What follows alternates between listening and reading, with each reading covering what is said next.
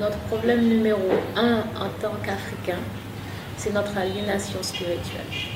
Le fait que nous donnions toute notre énergie spirituelle aux dieux, aux divinités de nos ennemis. Et donc nous les alimentons spirituellement de notre énergie, de notre force. Et effectivement, nous-mêmes, nous nous affaiblissons. Donc, c'est cela notre problème numéro un. D'ailleurs, on le sait très bien parce que quand on discute avec des Africains, qu'on leur parle de problèmes économiques, ils n'ont aucun problème là-dessus. On leur parle de problèmes politiques, ils n'ont aucun problème là-dessus, ils sont prêts à se battre. Et quand on aborde la question religieuse, la question de notre adhésion à des traditions religieuses étrangères, et je parle ici en particulier de l'islam et du christianisme, eh bien tout de suite, la situation devient très tendue.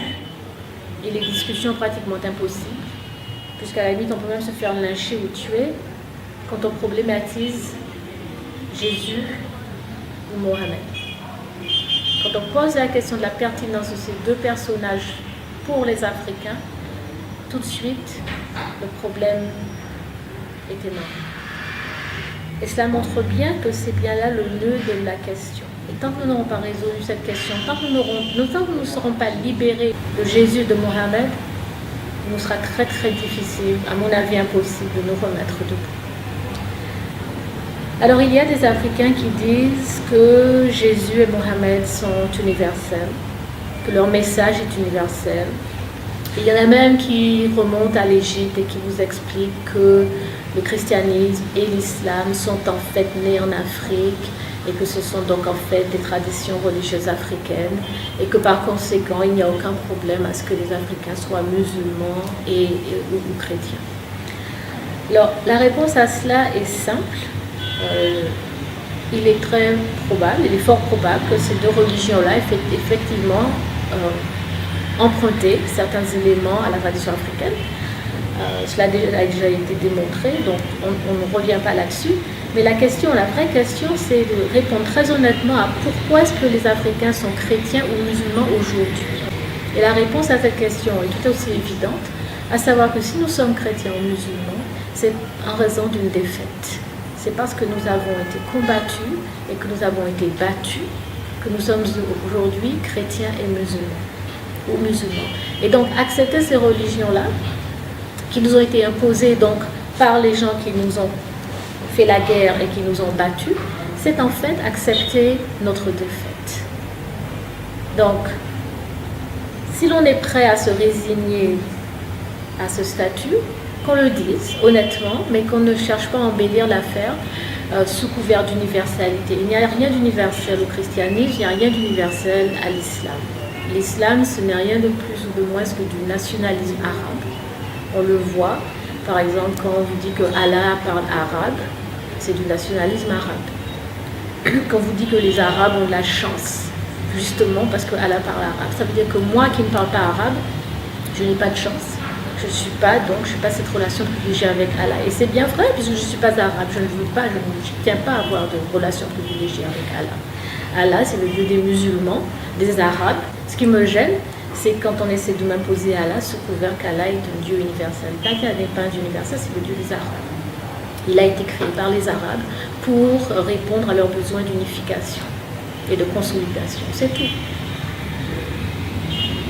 Le christianisme, c'est la même chose, avec Constantin qui en 325 décide de réunir le concile de Nicée parce que pour des raisons politiques de consolidation de l'Empire romain, il a besoin d'une religion et il le fait.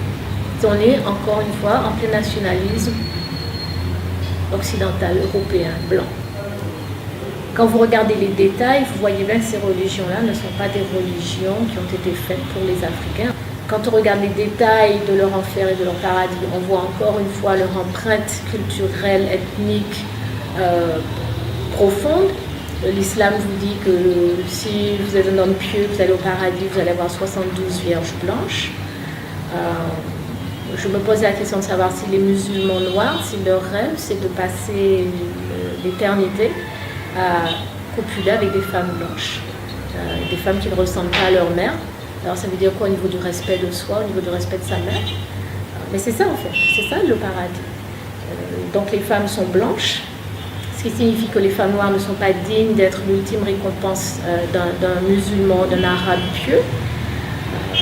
Donc ça posait problème. Évidemment, c'est une religion sexiste, puisque les 72 vierges pour les hommes correspondent à un seul homme pour les femmes au paradis. Ce sont des exemples que je donne pour montrer que ce sont des religions qui sont fortement empreintes culturellement par la culture de ceux qui les ont inventées.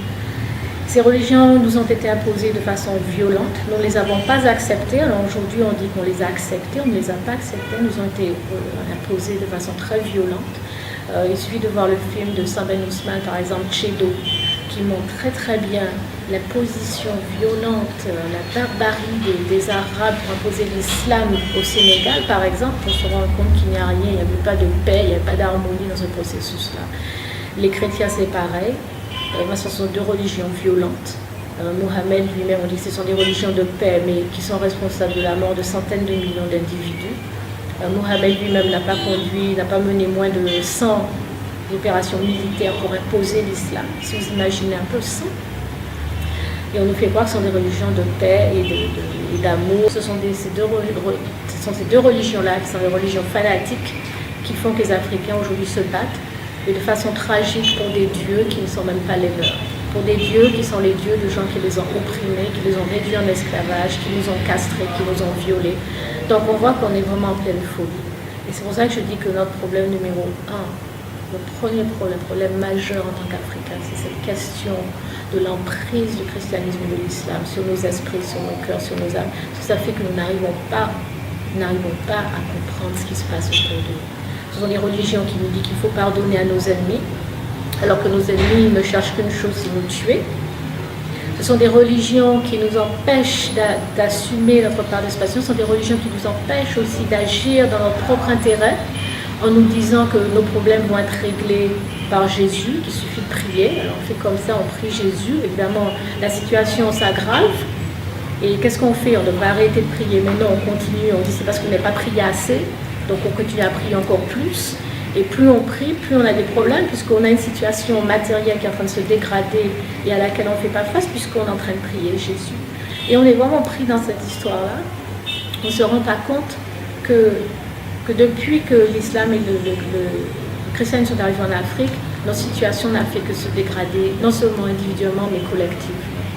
La situation est particulièrement poignante, puisque les missionnaires chrétiens dans les Caraïbes, dans les Amériques, disaient qu'en fait que c'était Dieu lui-même, le Dieu chrétien, qui avait sanctionné l'esclavage. Et que dans toutes nos souffrances, pendant 200-300 ans, dans les plantations de canne à sucre, de coton, dans lesquelles nos ancêtres rimaient pour rien pour les Blancs, que tout ça, c'était le Dieu chrétien qui voulait ça, et que la récompense ultime, c'est qu'on irait au paradis.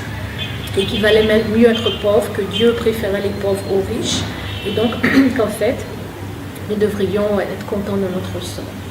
Et donc, on est complètement abrutis,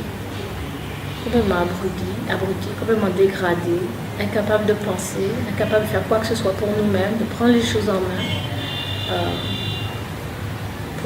pour vraiment changer notre situation.